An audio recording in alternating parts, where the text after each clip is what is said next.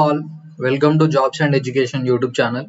So ఈ వీడియోలో మనం ఏం మాట్లాడుకుందాం అంటే first phase of seat allotment జరిగినాక మనం ఏం చేయాలి అనేది వీళ్ళు డీటెయిల్ నోటిఫికేషన్లో ఇచ్చారు. సో ఆ ప్రాసెస్ గురించి మనం చూద్దాము. తర్వాత ఒకవేళ ఫస్ట్ ఫేజ్ నచ్చిన వాళ్ళకు సెకండ్ ఫేజ్కి ఎలా వెళ్ళాలి, సెకండ్ ఫేజ్కి ఎవరెవరు ఎలిజిబుల్, ఇలాంటివి కూడా మనం చూద్దాము. సో ఈ వీడియో తప్పకుండా పూర్తిగా చూడండి, ఎక్కడ స్కిప్ చేయకండి. So first మనకు allotment of seats. The provisional first phase of allotment seats will be made on before 14/9/2024. అంటే మనకు 14th రోజు ఆర్ అంతకన్నా ముందు రోజు మనకు సీట్స్ అనేటి అలాట్ అయిపోతాయి. So for downloading candidates provisional allotment order enter the ROC form number. అంటే మనకు ఆర్ఓసి ఎక్కడైతే సర్టిఫికేట్ వెరిఫికేషన్కి వెళ్ళామో అక్కడ ఆర్ఓసి ఫామ్ ఇస్తారు కదా, అది. తర్వాత hall ticket number, password and date of birth, candidates login. So pay the tuition fees mention in the provisional allotment order through online credit, debit, net banking within the prescribed time and self-report through online system in candidates login and take admission number to form to confirm the provisionally allotted seat. Take the printout. అంటే మనకు debit, credit, net banking తోని వాళ్ళు ఇచ్చిన time లోపు payment చేసేసి allotment ఆర్డర్లో ఉన్నంత tuition fee payment చేసేసి సెల్ఫ్ రిపోర్టింగ్ ఆన్లైన్లో చేయాల్సి ఉంటుంది. దాన్ని ప్రింట్అవుట్, ఆ ఫామ్ని మనం ప్రొవిజనల్ అలాట్మెంట్ ఆర్డర్ని ప్రింట్అవుట్ తీసుకోవాల్సి ఉంటుంది.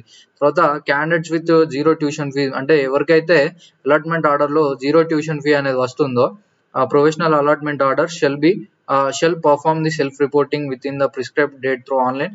అంటే వీళ్ళకు ఎటువంటి డబ్బులు కట్టడం అవసరం లేదు, ఆన్లైన్లో సెల్ఫ్ రిపోర్టింగ్ చేస్తే సరిపోతుంది. సో దాన్ని మళ్ళీ ఆ సెల్ఫ్ రిపోర్టింగ్ చేసిన దాన్ని ప్రింట్అవుట్ తీసుకోవాలని చెప్తున్నారు. పేమెంట్ అయిపోయినాక, పేమెంట్ లేని వాళ్ళు కూడా ఇద్దరు ప్రింట్అవుట్ తీసుకోవాలి సెల్ఫ్ రిపోర్టింగ్ అయిపోయినాక.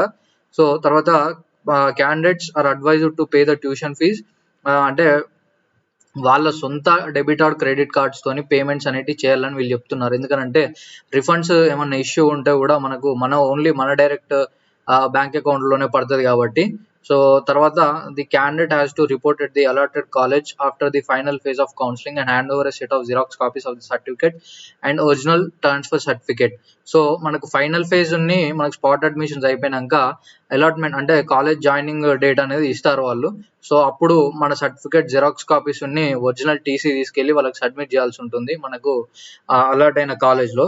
తర్వాత if the candidate does not pay the prescribed tuition fee within the schedule mention, the provisional allot seat automatically stands cancelled and he shall not have the any claim provisional. అంటే ఎవరైతే వాళ్ళు చెప్పిన టైంలో fee pay చేయలేకపోతారో వాళ్ళ seat cancel అవుతుంది, వాళ్ళు మళ్ళీ ఆ సీట్ మీద ఎలాంటి హక్కు ఉండదని వీళ్ళు చెప్తున్నారు.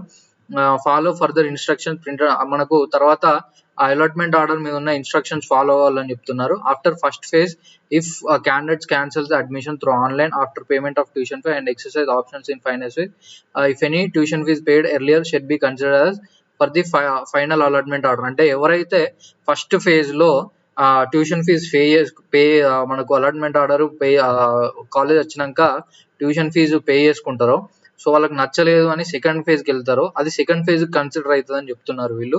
అంటే ఫస్ట్ ఫేజ్ సీట్ క్యాన్సిల్ అయిపోయి ఆ పే చేసిన అమౌంట్ అనేది సెకండ్ ఫేజ్ లో వచ్చిన కాలేజ్కి అలాట్ అయిపోతుంది అని చెప్తున్నారు. తర్వాత final phase, the candidates eligible can attend for certificate verification and exercise optional for final phase if they have not attended earlier. అంటే ఎవరు అయితే మనకు ఫైనల్ ఫేజ్కి ఎలిజిబుల్ అని వీళ్ళు చెప్తున్నారు. The candidate who have participated in first phase counseling can exercise options using their old. అంటే ఎవరైతే first phase counselling లో పార్టిసిపేట్ చేశారో వాళ్ళు ఓల్డ్ పాస్వర్డ్ లాగిన్ ఐడితోని లెఫ్ట్ ఓవర్ సీట్స్ కి వీళ్ళు మళ్ళీ వెబ్ ఆప్షన్స్ అనేవి పెట్టుకోవచ్చు. It is advised to exercise options interested. అంటే ఏదైతే మీరు ఇంట్రెస్ట్ ఉన్న కాలేజీలో పెట్టుకోండి, అంటే మీ అవైలబుల్ చాయిస్ కోర్సును బట్టి పెట్టుకోవాలని చెప్తున్నారు. తర్వాత ఎవరు eligible for final phase of web options అంటే candidates who have secured seat but not interested to join. అంటే ఫస్ట్ ఫేజ్ లో సీట్ వచ్చి మళ్ళీ జాయిన్ అంటే వాళ్ళకి ఇంట్రెస్ట్ లేదు, నెక్స్ట్ ఫేజ్ లో ఇంకా బెటర్ కాలేజ్ వస్తుందేమో అని అనుకునే వాళ్ళు. Next who have secured seat so far but got the certificates verified. ఎవరికైతే సీట్ అలాట్ కాలేదో, అంటే నా సీట్ రాలేదో, తర్వాత సెకండ్ ఫేజ్ సర్టిఫికేట్స్ వెరిఫికేషన్ చేసుకుంటారో వాళ్ళు కూడా ఎలిజిబుల్. అంటే మీరు ఫస్ట్ ఫేజ్ లో సర్టిఫికేట్స్ లేక సర్టిఫికేట్ వెరిఫికేషన్ అటెండ్ కాకపోతే second phase certificate verification attend అయ్యి ఇప్పుడు ఫస్ట్ ఫేజ్ లో మీకు వచ్చిన అంటే సీట్ రాకపోతే మీరు సెకండ్ ఫేజ్ కి ఎలిజిబుల్ అన్నట్టు. తర్వాత who have exercise the option so far but got their certificates verified. అంటే ఎక్సర్సైజ్డ్ ఆప్షన్స్ అంటే హూ హ్యావ్ నాట్, ఎవరైతే ఆప్షన్స్ పెట్టుకోలేదో బట్ సర్టిఫికేట్స్ అనేటివి వెరిఫై ఉన్నాయో వాళ్ళు కూడా మనకు ఇందులో సెకండ్ ఫేజ్ కౌన్సిలింగ్కి ఎలిజిబుల్. అంటే ఎవరైతే ఆప్షన్స్ పెట్టుకోలేదు అలాగే ఫస్ట్ ఫేజ్లో సర్టిఫికేట్స్ వెరిఫికేషన్ చేసుకున్నారు, సర్టిఫికేట్ వెరిఫికేషన్ ఫస్ట్ ఫేజ్లో చేసుకొని వెబ్ ఆప్షన్స్ పెట్టలేకపోయిన వాళ్ళు సెకండ్ ఫేజ్ సర్టిఫికేట్ వెరిఫికేషన్కి సెకండ్ ఫేజ్ కాలేజ్లో వెబ్ ఆప్షన్స్ పెట్టుకోనికి ఎలిజిబుల్ అన్నట్టు. తర్వాత who have secured a seat self reported and aspiring, అంటే ఎవరైతే సీట్ వచ్చి ఇంకొంచెం బెటర్ కాలేజ్ కోసం చూస్తున్నారో వాళ్ళు కూడా పెట్టుకోవచ్చు. తర్వాత NCC and sports category candidates who have certificates were submitted and got verified during first phase of counseling have to exercise options in final phase to consider their candidature for NCC sports categories. అంటే ఎవరైతే first ఫేజ్లో ఈ verifications complete చేసుకొని తర్వాత first ఫేజ్లో seats పెట్టుకోలేకపోయారో NCC sports category వాళ్ళు కూడా పెట్టుకోవచ్చు. తర్వాత ఎనీ అదర్ ఎలిజిబుల్ క్యాండిడేట్స్, అంటే ఇవి కాకుండా ఎనీ అదర్ ఎలిజిబుల్ క్యాండిడేట్స్ అంటే మీకు ఈ సర్టిఫికేట్స్ పెండింగ్ ఉండి తర్వాత మీకు ఫస్ట్ ఫేజ్ నచ్చకపోతే వీళ్ళందరూ కూడా మనకు ఎలిజిబుల్ అన్నట్టు. తర్వాత ఇంకొకటి ఏం చెప్తున్నారంటే ఫస్ట్ ఫేజ్లో పెట్టుకున్న ఆప్షన్స్ అనేటివి మనకు కన్సిడర్ చేయరు, మళ్ళీ సెకండ్ ఫేజ్కి ఫ్రెష్గా ఆప్షన్స్ పెట్టుకోవాలి. Candidates who are satisfied with their previous allotment and paid the tuition fees through online and self report through website need not to exercise options. అంటే మళ్ళీ ఆప్షన్స్ అంటే మీరు ఒకసారి మీకు వచ్చిన కాలేజ్ నచ్చింది, మీరు ట్యూషన్ ఫీజు అనేది పే చేసుకున్నారని అంటే మీరు మళ్ళీ సెకండ్ దాంట్లో వెబ్ ఆప్షన్స్ పెట్టుకోవాల్సిన అవసరం లేదు. టు రిపోర్ట్ దట్ అంటే మనకు ఆ కాలేజ్లో రిపోర్ట్ చేయాలి బిట్వీన్ ఎప్పుడు 25th నుండి 28th మధ్యలో. Otherwise your allotted seats stands cancelled, అంటే మీరు 25th నుంచి 28th మధ్యలో మీకు అలాట్ అయిన కాలేజెస్లో రిపోర్ట్ చేయకపోతే మీ సీట్ అనేది క్యాన్సిల్ అవుతుందని చెప్తున్నారు వీళ్ళు.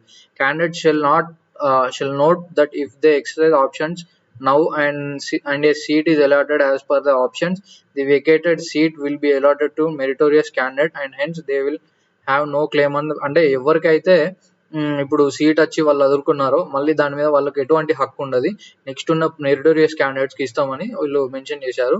తర్వాత procedure for exercising options as mentioned above, candidates have to exercise as many. ఇప్పుడు సెకండ్ ఫేజ్ వెబ్ ఆప్షన్స్ పెట్టుకోవాలో చూద్దాము. So the provisional final phase allotment of seats will be placed on website on or before, అంటే మనకు 25th బిఫోరే మనకు final phase allot అయిన colleges మనకు వచ్చేస్తాయి. సో మళ్ళీ సేమ్ ప్రాసెస్, మనకు ప్రొవిజనల్ అలాట్మెంట్ ఆర్డర్ డౌన్లోడ్ చేసుకొని ROC form number, hall ticket, password and date of birth login. So tuition fee debit card credit కార్డ్తోని candidates are advised to pay their with own cards. తర్వాత మనకు self reporting ఆన్లైన్లో చేసేసి payment చేసేయడమే tuition fee. So మీరు కూడా 25th నుంచి 28th మధ్యలో కాలేజ్లో రిపోర్ట్ చేయాల్సి ఉంటుంది. స్పాట్ అడ్మిషన్స్ ఏమో 27th of September నుండి స్పాట్ అడ్మిషన్స్ ఉంటాయి. సో ఈ వీడియో మీరు పూర్తిగా చూస్తే మీకు సెకండ్ ఫేజ్కి ఎవరికి వెళ్ళొచ్చు అండ్ ఫస్ట్ ఫేజ్లో సీట్ రాని వాళ్ళు ఏం చేయాలి, పేమెంట్ ఎలా చేయాలి, ట్యూషన్ ఫీజు ఎలా చేయాలి, ఇవన్నీ అర్థమవుతాయి. సో మీరు పూర్తిగా చూస్తే ఈ వీడియో అనేది మీకు ఎటువంటి డౌట్స్ లేకుండా మీరు అలాట్మెంట్ ఆర్డర్ డౌన్లోడ్ చేసుకొని సెల్ఫ్ రిపోర్టింగ్ అనేది చేసుకోవచ్చు. Thank you for watching this video. Please subscribe jobs and education YouTube channel. Thank you.